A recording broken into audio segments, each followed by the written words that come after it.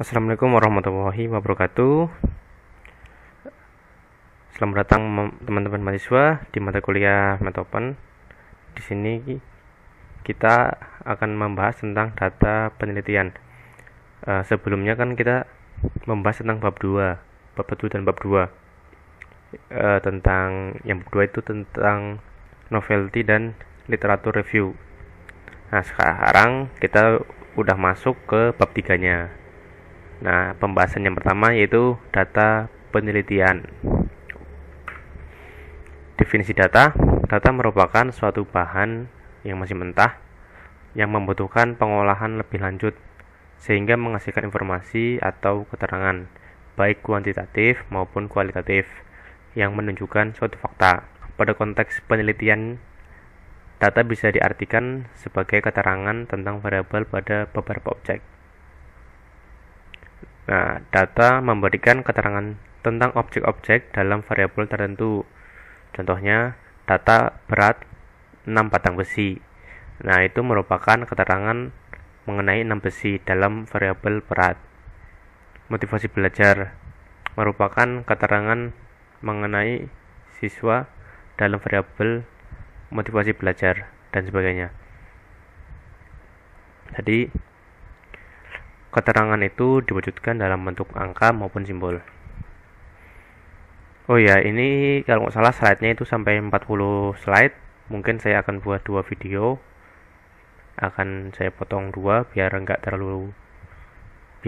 terlalu panjang. Kemudian mengapa data memegang peranan penting dalam penelitian? Ya, karena data mempunyai fungsi sebagai alat uji pertanyaan atau hipotesis penelitian. Kualitas data sangat menentukan kualitas dari hasil. Nah, artinya hasil itu sangat bergantung pada kualitas data. Namun begitu, kualitas data yang baik belum tentu hasilnya juga baik pula. Hasil penelitian selain dipengaruhi oleh kualitas data yang berhasil dikumpulkan, juga dipengaruhi oleh ketepatan dan keakuratan analisis data yang dilakukan. Nah, kualitas data itu bergantung pada kualitas dari instrumen yang digunakan pada saat pengumpulan data. Kualitas instrumen pengumpulan data berhubungan dengan validitas dan reliabilitas. Penyajian data penelitian, data yang telah dikumpulkan, baik yang berasal dari populasi atau sampel, untuk keperluan pembuatan pelaporan atau untuk dianalisis, perlu diatur, disusun, dan disajikan dalam bentuk yang mudah dipahami. Jadi ketika teman-teman menyajikan data, itu diusahakan disajikan dengan cara yang mudah dipahami oleh orang awam, gitu, bukan dipahami oleh diri sendiri. Nah, karena penelitian itu kan untuk publikasi ya, jadi yang membaca itu bukan hanya teman-teman, bukan hanya penulis begitu loh. Jadi diusahakan disajikan dengan cara yang baik, yang mudah dipahami. Tujuan penyajian data yang pertama, memberi gambaran yang sistematis tentang peristiwa-peristiwa yang merupakan hasil penelitian atau observasi. Yang kedua, data lebih cepat ditangkap dan dimengerti. Nah, kemudian memudahkan dalam membuat analisis data dan membuat proses pengambilan keputusan dengan kesimpulan lebih tepat, cepat, dan akurat. Fungsi penyajian data yang pertama, menunjukkan perkembangan suatu keadaan. Yang kedua, mengadakan perbandingan pada suatu waktu. Nah, ini kalau kita sambungkan ya ke tema yang bisa kita bahas tentang ayam ya. Nah, pada hari pertama, mungkin teman-teman menyajikan data berupa ayam, 20 ayam. Nah, 20 ayam tersebut dicatat setiap harinya itu keadaannya bagaimana. Nah, itu kan salah satu fungsi penyajian data, yaitu untuk menunjukkan perkembangan suatu keadaan. Jadi bisa dilihat nanti ayam pada hari pertama sampai hari ke-20 misal gitu. Nah, tabel dan grafik. Tabel itu kumpulan angka-angka yang disusun menurut kategori-kategori. Grafik, gambar-gambar yang menunjukkan secara visual data berupa angka atau simbol-simbol yang biasanya dibuat berdasarkan dari tabel yang dibuat. Nah, misalkan untuk diagram, ada diagram batang. Data yang variabelnya berbentuk kategori atau atribut sangat tepat disajikan dalam diagram batang. Untuk membuat diagram batang diperlukan sumbu datar untuk menyatakan atribut atau waktu dan sumbu tegak untuk menyatakan kuantum atau nilai data.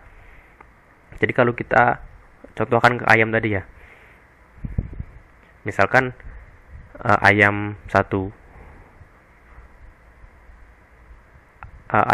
ini ini misalkan tabel perkembangan ayam pada hari ke 20 misalnya ya. Ini ayam 1 itu beratnya berapa di sini, itu ayam 2 beratnya berapa. Jadi bisa dilihat perbedaan masing-masing data. Diagram batang daun menyajikan penyebaran dari suatu data sehingga secara keseluruhan data individu-individu dapat terlihat apakah ada kecenderungan data tersebut menyebar atau memusat pada suatu nilai tertentu, atau nilai manakah yang paling sering muncul dan yang jarang muncul. Data kuantitatif berbentuk angka akan disajikan dengan menggunakan diagram batang daun serta ditata menjadi dua bagian.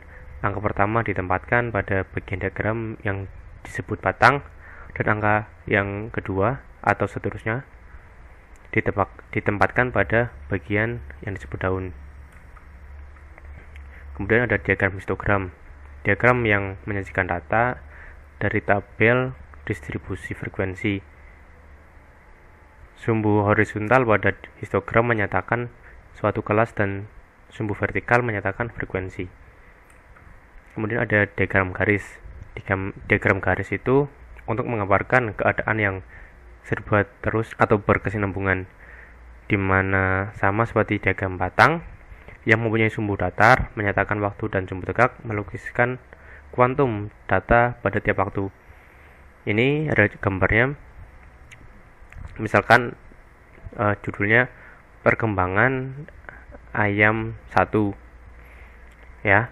Ini mungkin hari pertama, hari kedua, hari ketiga. Di sini mungkin berat ayam. Jadi kan bisa dilihat hari pertama beratnya berapa, hari kedua beratnya berapa. Apakah ada perkembangan? Bisa dilihat dari tabel. Dari diagram. Kemudian ada diagram poligon.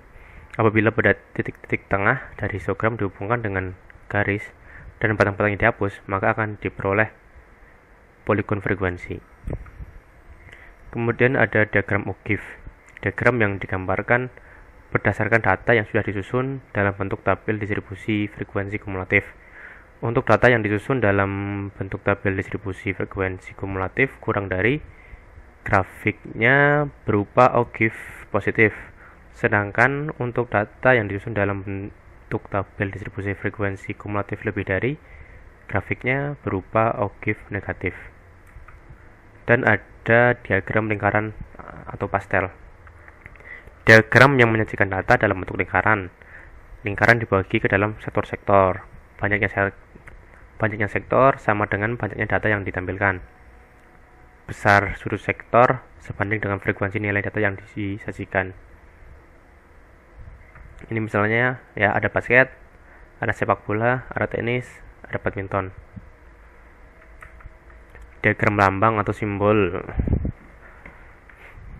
Bentuk penyajian data statistika dalam bentuk gambar-gambar disebut diagram simbol. Gambar yang digunakan disesuaikan dengan objek yang dideskripsikan, yang digunakan untuk mewakili sejumlah objek. Sering dipakai untuk mendapatkan gambaran kasar suatu hal dan sebagai visual bagi orang awam. Kesulitan yang dihadapi pada diagram simbol ialah ketika menggambarkan bagian simbol untuk satuan yang tidak utuh. Diagram peta atau kartogram dalam pembuatannya digunakan peta geografis tempat data terjadi. Dengan demikian, diagram ini melukiskan keadaan dihubungkan dengan tempat kejadiannya. Nah, ada banyak macam-macam diagram. Teman-teman bisa cek masing-masing diagram, mungkin bisa cari masing-masing perbedaan yang lebih detailnya bagaimana. Kemudian ini yang terakhir, diagram titik untuk kumpulan data yang terdiri atas dua variabel dengan nilai kuantitatif. Diagramnya dapat dibuat dalam sistem sumbu koordinat dan gambarnya akan merupakan kumpulan titik-titik yang terpencar.